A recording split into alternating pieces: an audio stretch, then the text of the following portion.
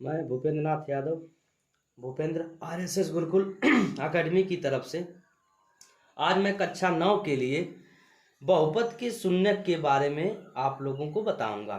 ध्यान से सुनिएगा प्यारे मित्रों। बहुपद के शून्यक क्या होते हैं? शून्यक वे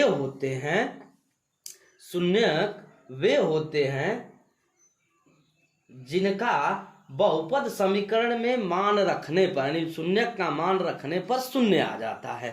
अब सवाल पैदा होता है यह कि शून्य किस चीज के अंतर्गत आते हैं। भाई हम आप लोगों को बता चुके हैं पहली वीडियो में कि चर संख्याएं और अचर संख्याएं, चर संख्याएं और अचर संख्याएं। चर क्या होता है, अचर क्या होता है, इसके बारे में हम पिछली वीडियो में बता चुके हैं कि चर होता है कोई भी भाषा का अक्षर, अचर क्या होती है, संख्याएं होती हैं। तो शून्यक जब भी निकलेगा तो चर के अंतर्गत निकलेगा, यानी चर में ही उसका शून्यक रहेगा, अचर में नहीं रहेगा। ठीक, इस बात को ध्यान रखिएगा। शून्यक क्या है, हमेशा चर के थ्रू आएंगे, चर में ही शून्यक निकाला जाता है, न कि अचर में। अब सवाल यह है, आज का प्रश्न यह है कि 5x - 4x स्क्वायर प्लस 3 यानी 5x - 4x का स्क्वायर प्लस 3 का मान ज्ञात करना, जबकि हमें x बराबर 0 और दूसरा सवाल x बराबर -1 और x बराबर 2 दिया है। अब हम शून्यक के बारे में आप लोगों को बता दिए। अब आते हैं सवाल पे। सवाल रहा यह 5x - 4x स्क्वायर प्लस 3, जबकि हमें दिया x बराबर 0। हम x बराबर 0 प्रतिस्थापित करते हैं, रखते हैं, देखते हैं क्या होता है। तो 5 गुणे x की वैल्यू क्या है, 0, -4 गुणे x की वैल्यू क्या है, 0, 0 का स्क्वायर प्लस 3, तो 3 हो गया। बात समझ में आई? ठीक, आगे देखते हैं प्यारे मित्रों। 5 का 0 में गुणा करेंगे तो 0, -4 गुणे 0 का स्क्वायर करेंगे तो 0 प्लस 3 आ गया। आगे 0 - 4 का 0 में गुणा करेंगे तो 0 प्लस 3 बराबर मिलेगा क्या, 3। यानी इस सवाल का, इस प्रश्न का उत्तर, इस समस्या का हल 3 निकला है। यानी इसका शून्य कितना निकला है, 3 निकला है। क्या निकला है, 3। अब हम चेक कर लेते हैं कि वाकई 3 ही होगा कि नहीं, हमने सवाल सही लगाया कि नहीं। तो देख लेते हैं, जांच कर लेते हैं इस बात का। ठीक, जांच कर लेंगे तो 5 गुणे 3 और -4 गुणे 3 का स्क्वायर प्लस 3 बराबर 0 आता है कि नहीं। तो 5 तिहाई 15 -4 गुणे 3 का स्क्वायर 3 तरीके 9 प्लस 3 बराबर क्या मिलेगा, 15 - 4 9 36 प्लस 3। तो देखते हैं, दोनों प्लस है, 15 3 18 -36 बराबर कितना हो जाएगा, -18। क्योंकि एक प्लस है एक माइनस है, सदैव घटेगा, चिन्ह उसी संख्या का रहेगा जो संख्या बड़ी रहेगी। तो यहाँ तो 0 आ नहीं रहा है, इसका यह मतलब कि x बराबर 0 रखने पर जो संख्या मिल रही है इसका शेष मिल रहा है। क्या मिल रहा है, शेष मिल रहा है। तो हम कह सकते हैं कि दिए गए बहुपद 5x - 4x स्क्वायर प्लस 3 का शून्यक 0 नहीं। क्यों? क्योंकि इसका शून्यक मान प्राप्त नहीं हो रहा है। अगला सवाल देखते हैं, दूसरा वाला। x बराबर -1 रखते हैं तो 5 गुणे -1 -4 गुणे -1 का स्क्वायर प्लस 3। तो 5 एक कम, 5 प्लस का गुणा माइनस में तो माइनस, -4 गुणे -1 का स्क्वायर करेंगे तो 1। क्यों? माइनस पावर 1 पे रहेगी, -1 रहेगा, उस पर पावर सम संख्याएं रहेंगी तो उसका सदैव मान धनात्मक होगा। अगर विषम रहेंगी पावर, उसका अगर विषम रहेगा तो सदैव माइनस में आएगा। प्लस 3 देखते हैं कितना, -5 4 एक कम 4 प्लस 3, यानी दोनों माइनस जुटेगा, -9 प्लस 3 बराबर -6 आ गया।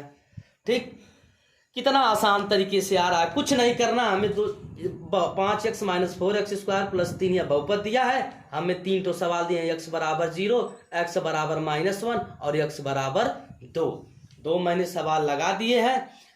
x की वैल्यू एक बार 0 रख दिए, तब कितना आंसर आया इसका 3। एक बार -1 रख दिए तो -6 और x बराबर 2। ये आप लोगों के लिए होमवर्क है, इसको लगा के आप लोग कमेंट बॉक्स में हमें बताएंगे कि समझ में आया कि नहीं। अब रही बात शून्यक के बारे में, हम बता दिए हैं कि शून्यक उसी संख्या का निकलता है जो संख्या हमेशा कह सकते हैं बदल सकती है। तो ऐसा सिस्टम किस में होता है? ऐसा सिस्टम चर संख्या में होता है। चर संख्या अक्षर होती है, उसी का हम बहुपद बना के उसी में हम शून्यक प्राप्त कर सकते हैं, न कि अचर संख्या में हम मान रख के लगाएंगे, ऐसा नहीं होता है। ठीक, मान लेते हैं कि हमारा अचर में हम लगाते भी हैं तो 5 की पावर 0। ठीक, जब तक हम 1 2 यहाँ पे नहीं रखेंगे इसका मान नहीं निकलेगा, यानी यहाँ चर संख्या शामिल है, यानी वो भी चर संख्या शामिल है तो वो भी 0 नहीं होना चाहिए पावर के रूप में। ठीक, अगर 0 हो जाएगा तो हमेशा क्या होगा? 5 गुणे x की पावर 0, कोई किसी भी संख्या पे पावर 0 तो उसका मान 1 यानी 5 आ जाएगा, वही आएगा।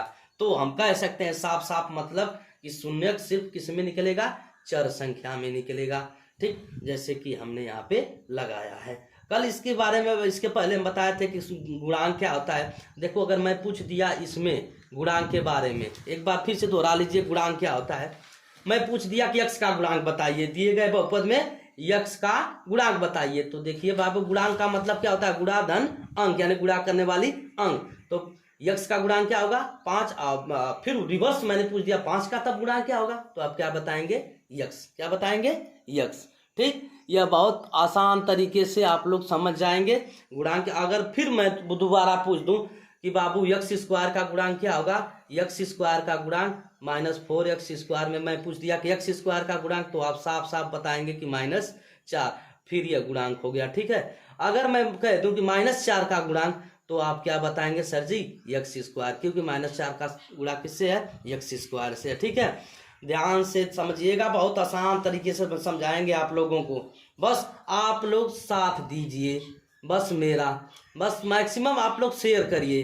ठीक, अब कुछ ही कल या परसों नरसों से हम इंग्लिश का ग्रामर पोर्शन स्टार्ट करेंगे। आप लोग को इतना सरल भाषा में अंग्रेजी बताएंगे कि आप लोगों को ज़्यादा मेहनत करने की आवश्यकता नहीं पड़ेगी।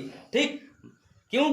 अंग्रेजी एक भाषा है और भाषा का ज्ञान जितना ढंग से, अगर जितना सरल भाषा में समझाया जाए बिल्कुल आसान होता है। बस आप यह रखिए RSS, यह क्या है? कोई संस्था नहीं है, कोई व्यवसाय नहीं, बस एजुकेशन के लिए ये मेरा प्लेटफॉर्म है RSS यूट्यूब पे।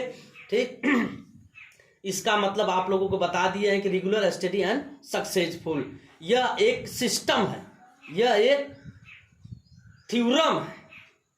किसी भी प्राणी को, ऑब्जेक्ट को, किसी भी मनुष्य को, किसी भी कार्य के लिए, अगर कोई भी कार्य आप कर रहे हैं, बस यह थ्योरम लगा लीजिए, रोज उसी के बारे में स्टडी करिए तो सफलता काहे नहीं मिलेगी। क्या है ऐसी चीज, क्या है इस दुनिया में, इस मृत्युलोक में क्या है कि इंसान जो सोच ले वह कर न सके?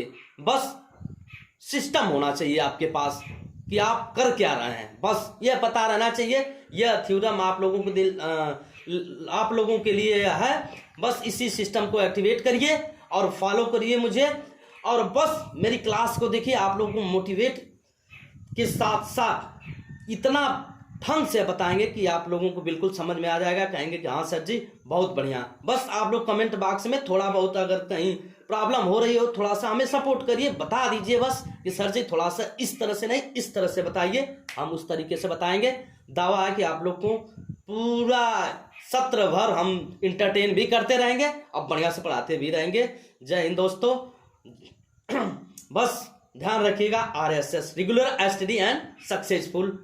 ठीक, बाकी तो हम खुद ही खड़े हैं।